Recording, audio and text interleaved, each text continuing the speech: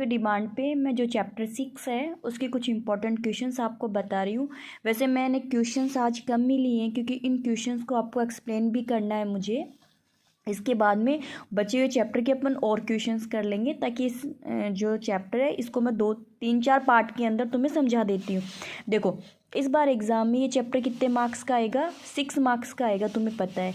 ठीक है, इसमें ये वाला तो है MCQ का, ये है वेरी शॉर्ट, और ये 4 मार्क्स का। जो तुम्हारा सेक्शन D रहता है ना, वो 4 मार्क्स के 2 क्वेश्चन आएंगे, एक चैप्टर नंबर 2 में से और चैप्टर नंबर 6 में से। तो अपन चैप्टर 6 में 4 मार्क्स के कौन कौन से क्वेश्चन बन रहे हैं, उनको आपको कैसे करना है एग्ज़ाम में थोड़ी बता देती हूँ ताकि आपको आइडिया रहेगा। तो इन क्वेश्चंस की बात अपन बाद में करेंगे, छोटे वाले क्वेश्चंस मैं आपको बाद में बना के बता दूँगी। पहले बड़े बड़े वाले देख लेते हैं। देखो, जैसे आपका जो मॉडल पेपर है उसी के अंदर एक क्वेश्चन दे रखा है, हु प्रूव दैट, एक मिनट रुकिए, क्या ना मैं थोड़ा सा who prove that replication of DNA semi conservative, explain in detail their experiment. देखो, इसने क्या पूछा है, तो यहाँ से तो तुम लोग उठाओगे semi conservative DNA।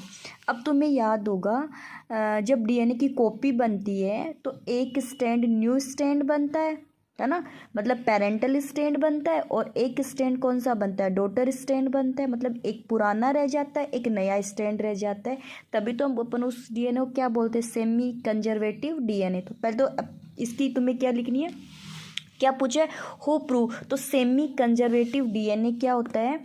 During the replication of the DNA the new DNA contain one stand is the parental stand and the second stand is the daughter stand. ये लिखना है। अब प्रूव किसने किया था? तो आपको याद होगा, एक थे मेल्सन, एक्सपेरिमेंट दे रखा है तुम्हें, मेल्सन एंड सेथल वाला। कौन सा एक्सपेरिमेंट है? मेंसल और सेथल ने प्रूव किया था कि DNA कौन सा होता है? सेमी कंजर्वेटिव DNA होता है। तो तुम्हें इसका आंसर तुम्हें मिल गया, मेंसल और थेसल। अब उसने प्रूव कैसे किया होगा? तो देखो, उसने याद होगा कि ओरिजिनल जो DNA होता है ना, उसके अंदर उसने NH4Cl और N कौन सा लिया था? उसने 15 वाला लिया था। याद आ गया कुछ? मैंने ऐसे अलग अलग कलर के डायग्राम बनाए थे क्लास के अंदर कि जैसे ये DNA है ना, ऐसे ऐसे DNA। अभी मेरे पास अलग अलग कलर के पेन नहीं है, तो अपन क्या करते हैं, मतलब N2 जब एक स्टैंड बना तो एक तो पुराना रह गया, एक N15 बना दिया। फिर अपन ने और यूज किया, दोनों स्टैंड किसके दे दिए थे अपन ने? याद करो, तुम्हें याद आ जाएगा N15। क्योंकि देखो, जो कल्चर मीडियम, ऐसे कल्चर लेंगे अपन, कोई भी बैक्टीरियल सेल ले ली, उस कल्चर मीडियम के अंदर हमें नाइट्रोजन चाहिए, तो नाइट्रोजन हमने कौन से आइसोटोप वाले लिए? 15 आइसोटोप वाले लिए, ये लिए। तो जब कल्चर मीडियम में नाइट्रोजन ही 15 लिए, तो नया स्टैंड, फिर नए स्टैंड में नाइट्रोजन क्या आएगा? 15 आएगी। फिर N15 के दोनों स्टैंड हो गए। इसके अंदर फिर हमने कल्चर मीडियम में लिया NH4Cl, मतलब 14 आइसोटोप ले लिया। 14 आइसोटोप में पहले दोनों स्टैंड देखो अलग कर दो, ऐसे एक स्टैंड एक स्टैंड, ये हो गया N15 और क्या हो गया? N15 हो गया। जो नया स्टैंड बनेगा वो किसका बना है? N14। किसका बना है? N14 का बना है। फिर उसके बाद में हमने क्या किया? फिर और ये 20 मिनट के लिए कल्चर करवाया था बैक्टीरियल सेल को कल्चर मीडियम में, फिर बैक्टीरियल सेल को 40 मिनट के लिए कल्चर करवाते हैं।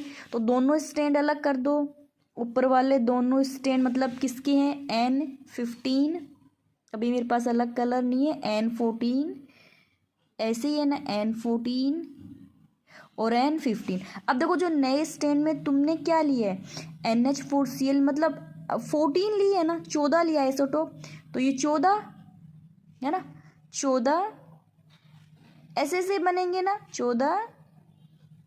ठीक है, अब देखो, इसमें ये 14 ये 14 ये सेम, दोनों स्टैंड सेम आ गए। ये दोनों क्या आ गए? सेमी कंजर्वेटिव हो गए ना, दोनों क्या आ गए? मतलब हाइब्रिड बन गए, हाइब्रिड हो गया। इधर से ये क्या बन गया? हाइब्रिड बन गया। इतनी बात हुई थी। फिर हमने देखो क्या किया था, कल्चर मीडियम में CgCl लिया और हमने क्या देखा? इसके बैंड बना के देखे थे क्या बैंड है ना, इस टाइप से। हमने क्या देखा था 14, ये बीच में हाइब्रिड वाला जिसमें एक स्टैंड N14 है, एक स्टैंड N15 है और 15 इस टाइप के देखे थे हमने। तो ये वाला आंसर करना है इस वाले क्वेश्चंस के अंदर। तो क्या करना है, सेमी कंजर्वेटिव डीएनए प्रूफ किसने किया था, मेल्सन और सेथल ने किया था। कर लोगे, कोई दिक्कत नहीं। अब देखो आगे उसने क्वेश्चन क्या दिया, explain the process of transcription in bacteria and how sketch line. देखो अब देखो सबसे पहले तो तुम्हें ट्रांसक्रिप्शन की डेफिनेशन लिखनी, ये नहीं कि उसने पूछा तो स्टार्ट इनिशिएशन इलोंगेशन और टर्मिनेशन करके शुरू कर दिया, नहीं। सबसे पहले तुम्हें ट्रांसक्रिप्शन की डेफिनेशन लिखनी है, ठीक है। मतलब डीएनए का किस में कन्वर्ट होना, एमआरएनए में कन्वर्ट होना, या डीएनए का आरएनए में कन्वर्ट होना ट्रांसक्रिप्शन होता है। डीएनए से आरएनए बनना ट्रांसक्रिप्शन होता है। फिर आप कहोगे कि डीएनए का 3 days to 5 days स्टैंड काम में लेते हैं, तो फिर आरएनए का कौन सा स्टैंड बनेगा, 5 days to 3 days। ये बात तुम्हें यहाँ लिखनी है। The DNA strand used for the transcription is 3 days to 5 days and the direction of RNA is 5 days to 3 days। ये दो बातें तुम्हें यहाँ लिखनी है। फिर इसने किस में पूछा है, बैक्टीरिया में पूछा है। तो तुम्हें ये करना है कि बैक्टीरिया के अंदर एक बार मैं चेंज कर लूँ, इधर आ जाओ। बैक्टीरिया में ट्रांसक्रिप्शन के लिए तुम्हें क्या क्या चाहिए, देखो एक तो तुम्हें क्या चाहिए याद करना, क्या चाहिएगा, रो फैक्टर चाहिए, सॉरी पहले सिग्मा फैक्टर, एक क्या चाहिए रो फैक्टर बैक्टीरिया में ना, बैक्टीरिया में या फिर प्रोकैरियोट्स में। और क्या चाहिए तुम्हें, DNA dependent RNA polymerase enzyme, DNA dependent RNA polymerase enzyme चाहिए, ये चाहिए, ठीक है लिख दिया। फिर तुम्हें क्या बनना है कि आरएनए पॉलीमरेज जो एंजाइम है, मतलब तो एक फर्स्ट बहुत है क्योंकि प्रोकैरियोट्स की बात करें तो एक आरएनए पॉलीमरेज एंजाइम तुम्हें चाहिए। यूकैरियोट्स की अगर तुम लोग बात करो तो, वरना यहाँ तो पूछा ही नहीं है यूकैरियोट्स का, तुम्हें प्रोकैरियोट्स की बात करनी है। तो एक आरएनए पॉलीमरेज से तीनों टाइप के आरएनए बन जाएंगे, टीआरएनए, आरआरएनए और एमआरएनए, एक से बन जाएंगे। यूकैरियोट्स की बात, यूकैरियोट्स को जब क्वेश्चन लेंगे तो वहाँ पर अपन अलग करेंगे, इतनी बात लिखनी है तुम्हें। फिर तुम्हें कहना है कि प्रोकैरियोट्स या बैक्टीरिया में ट्रांसक्रिप्शन 3 स्टेप में कंप्लीट होता है। इनिशिएशन, वो स्टेप कौन कौन सी लोगे, इनिशिएशन, इलोंगेशन और टर्मिनेशन, ठीक है।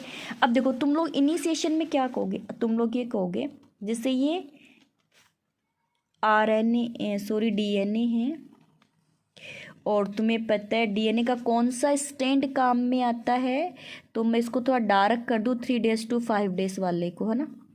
डीएनए का कौन सा स्टैंड आता है, 3 days to 5 days वाला आता है।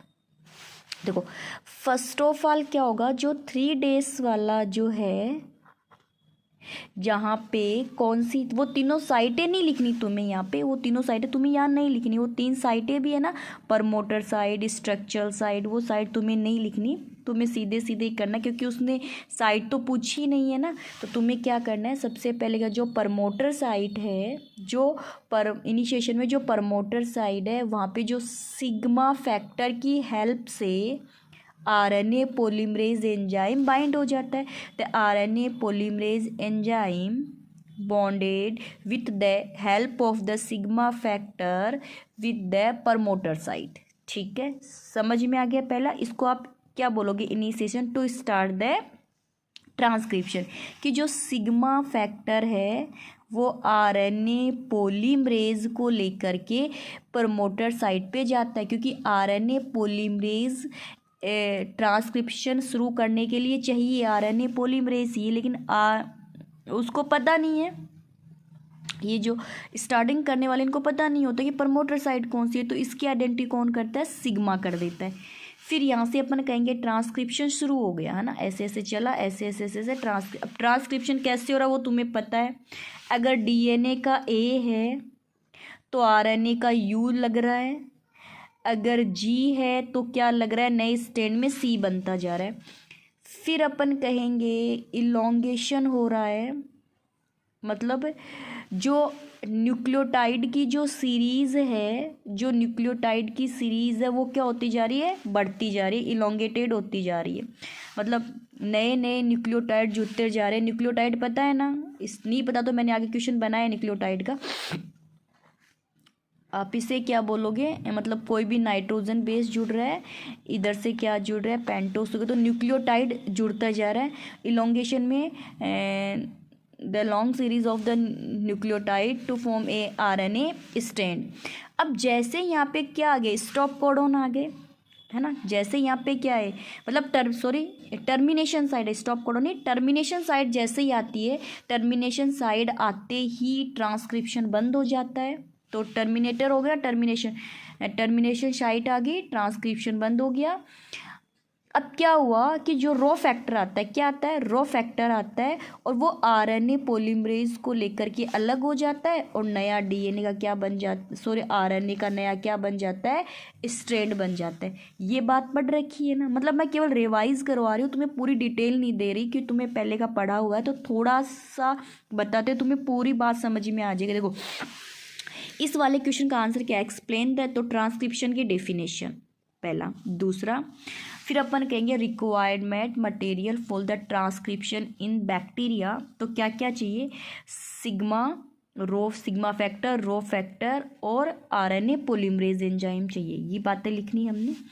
फिर अपन करेंगे कि in the prokaryotes and the bacterial cells the transcription is process in the 3 step: initiation, elongation और termination. During the initiation stage, the RNA polymerase enzyme bind with the promoter side help of the sigma factor. Then to start the process of transcription, then the formation of the RNA. ठीक है। And the elongation in this process the RNA polymerase enzyme. हाँ सुनो, यहाँ पे ये ना sigma factor फिर हट जाएगा, sigma, then the after in the elongation the sigma factor remove, then the RNA polymerase enzyme run on the DNA strand 3 days to 5 days directions to form a new nucleotide series of RNA. The direction of RNA is the 5 days to 3 days. In the next condition, the termination. When the RNA polymerase enzyme run on the DNA strand, then occur the terminator sites occur to stop the process of transcriptions, but RNA polymerase enzyme themselves not separate from the DNA strand. The RNA polymerase enzyme separate from the DNA strand help of the sigma rho factor, the formation of new DNA, new RNA strand 5 days to 3 days. ये वाला diagram तुम्हें बनाना है। Answer समझ में आ गया कैसे करना है। ऐसे नहीं, जब भी तुम्हें कोई भी प्रोसेस पूछे तो सबसे पहले उसकी डेफिनेशन दो कि ये क्या है। चलो नेक्स्ट क्वेश्चन मैंने क्या बनाया है, describe the structure of polynucleotide chain, draw the sketch line diagram. अब देखो पॉलीन्यूक्लियोटाइड चेन है ना, तो पॉलीन्यूक्लियोटाइड चेन में तुम्हें देखो क्या क्या बताना है। सबसे पहले आप बोलोगे पॉलीन्यूक्लियोटाइड होते क्या है, तो formation of the polynucleotide, the 3 requirement material. First क्या है, पेंटोज शुगर, क्या बताओगे, पेंटोज शुगर बताओगे। उसके बाद में नाइट्रोजिनस बेस, ये वाला आंसर याद आ गया। उसके बाद में बताओगे आप फॉस्फेट ग्रुप। पेंटोज शुगर मतलब डीऑक्सीराइबोज पेंटोज शुगर और ribose pentose sugar. Nitrogenous base कौन से होते हैं, प्यूरिन और पिरिमिडीन। प्यूरिन में क्या लोगे, एजी है ना, और पिरिमिडीन में क्या लोगे, कट। अब सुनो मेरे, अगर तुम लोग DNA के बारे में बता, मतलब वहाँ पे तो हमें DNA बताना है कि RNA बताना है। आई होप वो तुम्हें DNA का पूछे तो कोई दिक्कत। सबसे पहले क्या कहोगे कि जो पेंटोज शुगर है, जैसे मैं कहाँ बनाऊँ, यहाँ बना दूँ ना, मेरे पास थोड़ा सा अभी मटेरियल अवेलेबल नहीं है तुम लोगों की हेल्प करने के लिए। जैसा है वैसा देख लो, आई होप तुम्हें समझ में तो आ रहा होगा। पेंटोज शुगर है, ठीक है। पेंटोज शुगर के 1 नंबर कार्बन पे जहाँ OH होता है वहाँ पे क्या जुड़ेगा, नाइट्रोजिनस बेस। समझ में आ गया। अब वो बॉन्ड कौन सा है, N glycosidic bond. Nitrogenous bases bonded with the pentose sugar by the N glycosidic bond. ठीक है।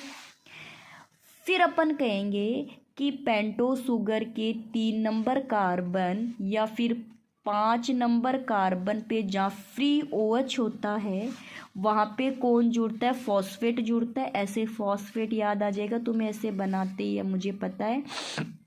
फॉस्फेट जुड़ेगा फॉस्फोएस्टर बॉन्ड से जुड़ेगा, है ना। फिर अपन ये मतलब दोनों बॉन्ड के नाम याद हो गए हमें कि नाइट्रोजिनस बेस और पेंटोज शुगर के बीच में बॉन्ड कौन सा होता है, एन ग्लाइकोसिडिक बॉन्ड। ठीक है। और यहाँ पर कौन सा बॉन्ड आएगा, देखो फॉस्फेट ऐसे जुड़ेगा ना, कौन सा बॉन्ड आएगा, फॉस्फोएस्टर बॉन्ड आएगा। फिर उसके बाद में अपन ये बोलेंगे, इसको अपन क्या बोलेंगे, फिर अपन कहेंगे पेंटोज जो शुगर है उसके साथ में नाइट्रोजिनस बेस जुड़ गया एन ग्लाइकोसिडिक बॉन्ड की हेल्प से, उसको बोला न्यूक्लियोसाइड। जैसे देखो मैं तुम्हें नेक्स्ट पेज पे बना के दिखा देती हूँ एक बार, ताकि तुम्हारी कन्फ्यूजन थोड़ी दूर हो जाए। देखो ये पेंटोज शुगर है, कोई भी है ना, कोई भी पेंटोज शुगर ले ली मैंने। सुनो अब पेंटोज शुगर की कहानी। यहाँ पर ये H है, यहाँ पे OH होता है। इस OH से यहाँ पे कोई भी नाइट्रोजिनस बेस जुड़ जाता है। जैसे मैं A जोड़ दूँ, मतलब एडिनिन जोड़ दिया, ये जो बॉन्ड बना इस बॉन्ड का क्या नाम है, एन ग्लाइकोसिडिक बॉन्ड। अब ये जो स्ट्रक्चर बनी ना, मतलब पेंटोज शुगर और नाइट्रोजिनस बेस की जो स्ट्रक्चर बनी उसको बोलते हैं न्यूक्लियोसाइड। ठीक है, क्या बोलेंगे, न्यूक्लियोसाइड बोलेंगे। फिर अपन बोलेंगे जो न्यूक्लियोसाइड है इसके 3 एंड या 5 कार्बन जो है, 3 एंड या जो 5 कार्बन है वहाँ पे फ्री OH होता है। फ्री OH होता है जहाँ पे कौन जुड़ेगा, फॉस्फेट जुड़ेगा। जहाँ पे कौन जुड़ेगा, फॉस्फेट जुड़ जाएगा। अब ये पूरी की पूरी स्ट्रक्चर क्या बनी, न्यूक्लियोटाइड बनी। क्या बनी, न्यूक्लियोटाइड बनी। अब देखो, अब ऐसे हुआ जैसे देखो मान लो यहाँ पर ये एक न्यूक्लियोटाइड है, ये यहाँ पे मैं A जोड़ दूँ, यहाँ पे मैं P जोड़ दूँ, ये न्यूक्लियोटाइड बना। ठीक है। या फिर जैसे ये एक पेंटोज शुगर है ना, यहाँ पे जैसे गवानीन लग गया और यहाँ पे इसने यहाँ पे फिर बॉन्ड बना लिया, तो एक न्यूक्लियोटाइड ये रहा, एक न्यूक्लियोटाइड ये रहा, इसकी एक लंबी चैन बन गई, उसे क्या बोल दिया, पॉली न्यूक्लियोटाइड बोल दिया। तो ये वाला क्वेश्चन आप एग्जाम में पूछा, तुम लोग ध्यान में रखोगे। फिर था who gave double helix model, Watson और क्रिक ने दिया था। इसके पिक्चर्स बनाने और डायग्राम बनाने। तो वॉटसन और क्रिक ने कौन सा मॉडल दिया था, डबल हेलिक्स। देखो एक स्ट्रैंड ये रहा है ना, एक स्ट्रैंड ये रहा, 2 स्ट्रैंड हो गए। एक की डायरेक्शन क्या है, 3 डेज से 5 डेज, 3 डेज से 5 डेज होगी। मतलब 2 स्ट्रैंड है जो एक दूसरे के पैरेलल है। एक की डायरेक्शन 3 डेज टू 5 डेज, तो एक की है 5 डेज टू 3 डेज। एक पॉइंट। फिर अपन बोलेंगे ये जो ग्रूव होती है ना, ये जो बैकबोन है, ये जो बैकबोन है, देखो ये रही, ये रही, ये रही, ये रही, ये जो बैकबोन है इसमें पेंटोज शुगर और फॉस्फेट है ना। अगर मैं ऐसे इधर एक और बना लेती ऐसे, देखो एक स्टैंड ये चल रहा है, एक स्टैंड ये चल रहा है ना, और बीच में क्या बने हुए हैं, नाइट्रोजिनस बेस। एडिनिन DNA में थाइमीन के साथ में 2 हाइड्रोजन बॉन्ड से जुड़ा है। गुआनिन साइटोसिन के साथ में 3 हाइड्रोजन बॉन्ड से जुड़ा है। ये बात तुम्हें लिखनी है। एक बार में कितने होते हैं, 10। देखो जैसे ये 10 चल रहे हैं। अब ये तुम्हारी मर्जी है, तुम लोग कैसे भी लगा लो, बस थोड़ा बॉन्ड ध्यान में रखना। ये लो, एक में कितने हो गए, 10 नाइट्रोजिनस बेस हो गए। ये जो नाइट्रोजिनस बेस है इनके बीच की जो डिस्टेंस है वो कितनी होती है, मतलब एंगस्ट्रॉन में ले लो या फिर नैनोमीटर में ले लो, उसमें कोई फ़र्क नहीं पड़ता, वो आपकी इच्छा पे आप किस में ले रहे हो। तो 3.4 एंगस्ट्रॉन या फिर नैनोमीटर में 0.34 नैनोमीटर, कुछ इस टाइप से एंगस्ट्रॉन।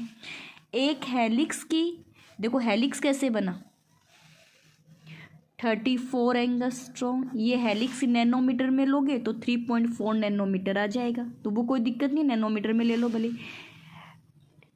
डायमीटर कितना होगा, 20 एंगस्ट्रॉन, मतलब एंगस्ट्रॉन में बता तुम लोग नैनोमीटर में ले सकते हो, कोई फ़र्क नहीं पड़ता। अब देखो कई ये जैसे यहाँ पे जगह ज़्यादा है, मेजर ग्रुप बोल दो, जगह कम है तो क्या बोल दो, माइनर ग्रुप बोल दो। ये वाली यही पिक्चर्स है, ये तुम्हें लिखने और ये वाला तुम्हें डायग्राम बनाना है। कौन से वाले क्वेश्चन में, डबल हेलिक्स वाले में, ठीक है। फिर देखो अब बात आती है न्यूक्लियोसोम क्या होते हैं। तो न्यूक्लियोसोम क्या है, याद आया कुछ, न्यूक्लियोसोम क्या होते हैं, चलो डायग्राम बना के बताओ। या फिर इस क्वेश्चन को वो तुम्हें पूछ सकता है, यूकैरियोट्स में DNA packing in the eukaryotes, ये वो तुम्हें ये क्वेश्चन ऐसे ही पूछ सकता है ना। तो एक मिनट, चलो देखो क्या कहोगे, क्या बोलोगे कि नेगेटिव डीएनए है, ऐसे डीएनए है ना, ऐसे ये डीएनए मतलब ये तो क्या है, प्रोटीन है, हिस्टोन प्रोटीन है, उस पर क्या लिपटा हुआ है, डीएनए। ऐसे स्ट्रक्चर याद आई क्या, कुछ ऐसे कुछ स्ट्रक्चर याद आ गई क्या तुम्हें, इस टाइप से ये न्यूक्लियोसोम है। तो अपन क्या कहोगे, negative charge DNA wrapped on the positive charge histone protein. क्या बोला, जो हिस्टोन है वो पॉजिटिव मतलब प्रोटीन है, उस पर क्या लिपटा हुआ है, डीएनए लिपटा हुआ है, और डीएनए पे चार्ज कौन सा होता है, negative charge. Negative charge DNA wrapped on the positive charge of the histone protein, this structure is known as the nucleosome. पहले डेफिनेशन लिखनी है इसकी। दूसरी बात, फिर तुम्हें क्या कहना है कि जो हिस्टोन प्रोटीन है ना, देखो प्रोटीन दो टाइप के होते हैं, एक होता है हिस्टोन, एक होता है नॉन हिस्टोन, ठीक है। नॉन हिस्टोन भी चाहिए हमें, वरना इसे व्रैप्ड हो उनका नहीं, लेकिन हिस्टोन प्रोटीन है वो H1, H2A, H2B, H3, H4, देखो दिखाई दे रहा है, यहाँ से लेकर के लाइसिन और ये आर्जिनिन, लाइसिन अमीनो एसिड और आर्जिनिन अमीनो एसिड, ठीक है। लाइसिन और आर्जिनिन, देखो यहाँ लाइसिन है और यहाँ आर्जिनिन है। अब जो बी है ना, बी उसमें दोनों हैं, ठीक है, उसमें दोनों, उसमें लाइसिन भी और उसमें आर्जिनिन है। अब हम क्या कहेंगे, H2A, H2B, H3 के कितने कितने 2-2 पॉइंट, मतलब कितने हो गए, 8 हो गए, 8 हिस्टोन हो गए, जिसको बोलते हैं ऑक्टामर बोलते हैं। तो हिस्टोन ऑक्टामर से बना हुआ है, जिसमें H2A, H2B, H3, H4 के 2-2 हिस्टोन लिए गए हैं। H जो 1 है वो क्या करता है, 2 न्यूक्लियोसोम को आपस में बाइंड करने का काम करता है। H1 का क्या काम होता है, एक न्यूक्लियोसोम उसको जोड़ने का काम होता है। फिर अपन बोलेंगे, जैसे देखो एक न्यूक्लियोसोम ये बन गया है ना, H1 प्रोटीन हिस्टोन आ गया, दूसरा न्यूक्लियोसोम, ये अगला न्यूक्लियोसोम, ये अगला न्यूक्लियोसोम, ऐसे हो गए ना। तो ऐसे लग रहा है ना कि मोतियों की माला बनी हुई हो, क्या क्या लग रहा है कि मोतियों की माला बनी हुई हो। तो इस टाइप से किसका फॉर्मेशन हो जाता है, क्रोमोसोम बन जाते हैं। क्या बन जाते हैं, जिसको अपन क्रोमेटीन बोलते हैं। क्या बोलते हैं, क्रोमेटीन का एक पूरा नेटवर्क बन जाता है, ठीक है। यूक्रोमेटिन और हेटेरोक्रोमेटिन वाली कहानी। तो ये वाला आंसर है न्यूक्लियोसोम वाला, ध्यान में रखना। ये पूरी बातें तुम्हें लिखनी होगी। ये स्टोन H2, H2B 8 है, मतलब ऑक्ट किससे मिलकर बना होता है, H1 2 न्यूक्लियोसोम को जोड़ने का काम करता है, इसकी ड्राइंग बनानी होगी। ये वाला आंसर है, इसका अच्छे से याद कर लेना। तो मैंने कितने क्वेश्चंस करवाए हैं आज, 5 क्वेश्चंस करवाए। इन 5 क्वेश्चंस को एक बार तुम लोग अपने नोट्स में से पढ़ लेना, बड़े क्वेश्चन हैं, छोटे यहाँ करने नहीं, मतलब बुक की जरूरत नहीं है, एक बार नोट्स में से पढ़ लेना जो मैंने तुम्हें नोट्स दिए हैं। अगर कोई प्रॉब्लम है तुम लोग मुझसे पूछ लेना। नेक्स्ट वीडियो के अंदर मैं इसे आगे वाले जो क्वेश्चंस बन रहे 4-4 नंबर वाले वो लेके आऊँगी। ओके बच्चों।